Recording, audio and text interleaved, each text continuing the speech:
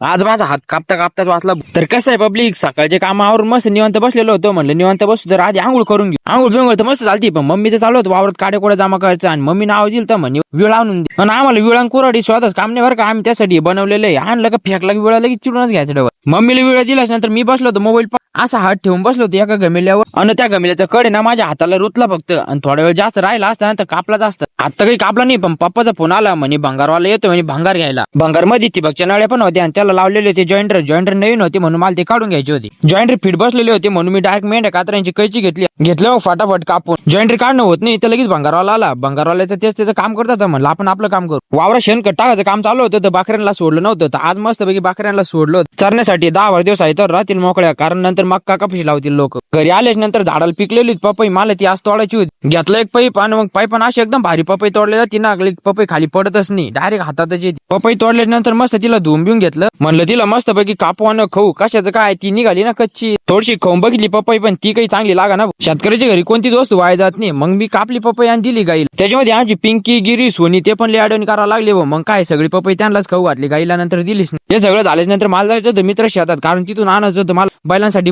बैलाला कुठं नवीन ठिकाणी नेलेलं नव्हतं. तर आज आहे ना नुसते पळत होते बैलगाडीला. बैल तिथे गेल्याच्या नंतर हे आपण 20 आणि 30च्या स्पीडनं घेतली. मग एकदम फटाफट गाडी भरू. गाडी तर एकदम फुल भरली होती. मग निघालो घरी गेल्याच्या नंतर डायरेक्ट भुसाऱ्यामध्ये भुस टाकून दिलं. आणि इतकं गरमत होतं का बास घाम पण आलेला होता. त्याच्यामुळे मग मस्तपैकी आंघोळ करून घेतली. आंघोळ बिंघोळ तर झालती, पण मग दुपारपासून वातावरण लय खतरनाक बनवतो. नुसता पावसाचं वातावरण बनतं. म्हणलं आता कशाचा पाऊस येतो, पण इतका खतरनाक पाऊस आला. म्हणलं आपण वावरात टाकलेलं शेणखत आता होऊन जाईल, पण बरं झालं तसं काही झालंच नाही. पाऊस आता तर पडतोय, पण मक्का आणि कापूस लास्ट आम्हाला पडतो की नाही काय माहिती.